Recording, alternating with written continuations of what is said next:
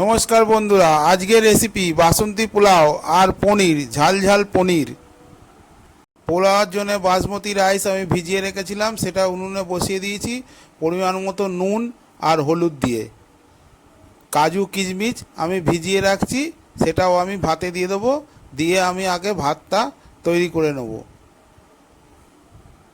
সব কিছু দিয়ে ভাতটা বসিয়ে দিলাম, ভাতটা হোক, ওদিকে আমি চলুন পনিরের জন্য মশলা করে নিই। পরিমাণ মতো আদা, চালমগজ দানা আর কাজু বাদাম সব কিছু আমি বেটে রেডি করে নিচ্ছি। ভাতটা আমার রেডি হয়ে গেছে।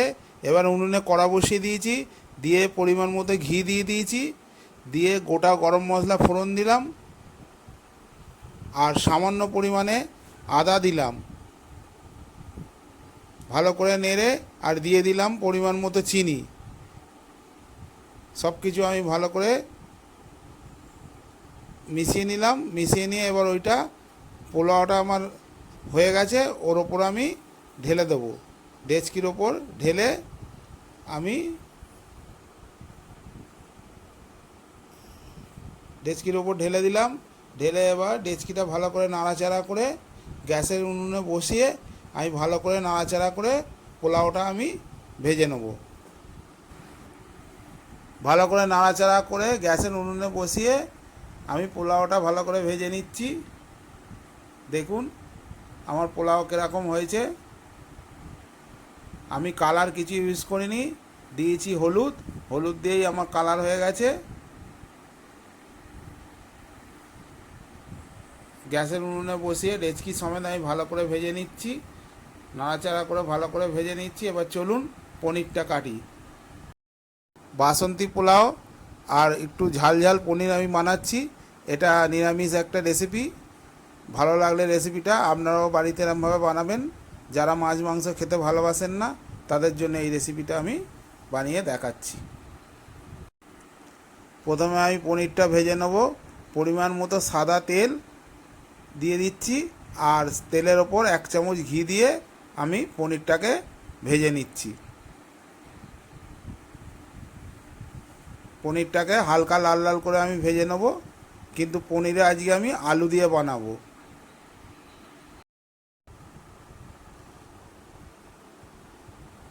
পনিরটা আমি ভালো করে নাড়াচাড়া করে ভেজে নিচ্ছি হালকা করে, কেন পনির বেশি ভালো ভাজলে ভালো লাগবে না, হালকা করেই ভাজবো। দেখুন হালকা করে ভাজা হয়ে গেছে, আমি তুলে নিচ্ছি। তুলে নিয়ে বাকি পনিরগুলো আবার ভেজে নেব। পনিরটা আমার হালকা লাল লাল করে ভাজা হয়ে গেছে, এবার তুলে নিচ্ছি।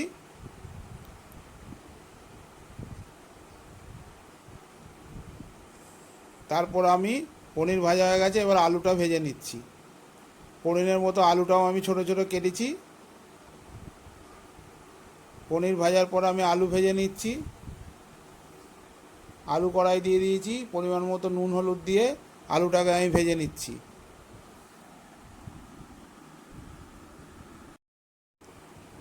এবার আমি আলুতে পরিমাণ মতো নুন হলুদ দিয়ে আলুটা ভেজে নিচ্ছি। আলুটাও আমি ছোট ছোট করে পনিরের মতো কেটেছি।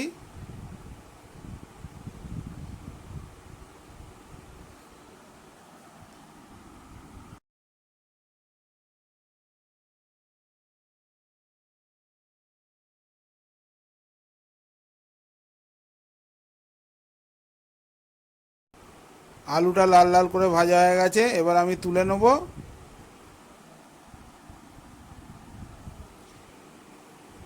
আলুটা ভাজা তোলা হয়ে গেছে, আমি ওই তেলের ওপর সামান্য পরিমাণে সর্ষের তেল দিয়ে দিলাম। দিয়ে কেটে রাখা টমেটো আমি দিয়ে দিচ্ছি।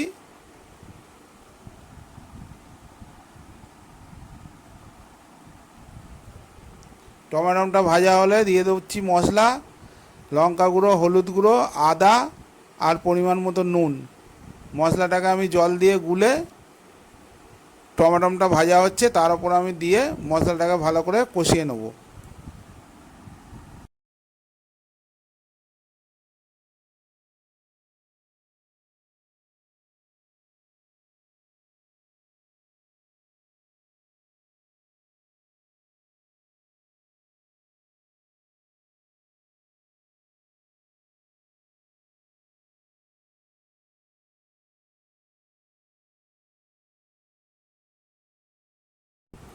মশলাটাকে ভালো করে কষানো হচ্ছে। এর উপরে আমি দিয়ে দেবো যেটা বেটে রেখেছিলুম, চালমগজ দানা, কাজু বাদাম, ওটা দিয়ে দিলাম।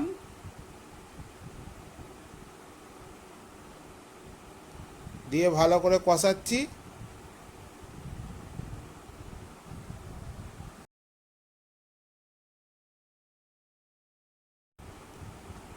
মশলাটা আমার কষানো হচ্ছে। 1 চামচ টক দই আমি দিয়ে দিলাম। 1 চামচ টক দই দিয়ে ভালো করে মশলাটাকে কষাচ্ছি। দেখুন কষাতে কষাতে আমার তেল ছেড়ে এসছে। এবার আমি ভেজে রাখা আলু দিয়ে দিচ্ছি, দিয়ে ভালো করে আবার কষবো। আলু দিয়ে ভালো করে কষা হয়ে গেছে। এবার আমি জল দিয়ে দেবো। ভালো করে কষা হয়ে গেছে, দেখুন তেল ছেড়েছে। এবার আমি জল দিয়ে দিচ্ছি।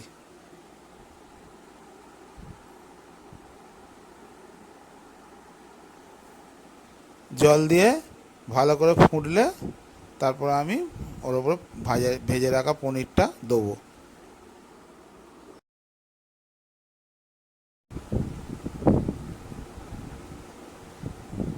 তরকারিটা ফুটে গেছে।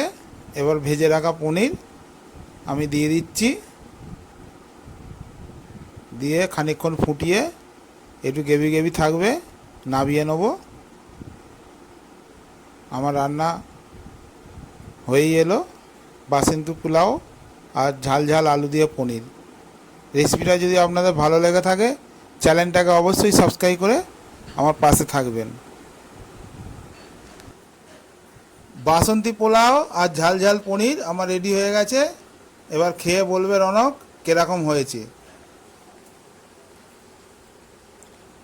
বাসন্তী পোলাও অনেক ভালো হয়েছে, অনেক হেভি লাগবে, দেখতে অনেক হেভি লাগছে। এবার খেয়েও দেখছি কেমন লাগবে। রেসিপিটা যদি ভালো লেগে থাকে আপনারাও বাড়িতে এরমভাবে বানিয়ে খাবেন। পনিরটাও অনেক হেভি হয়েছে।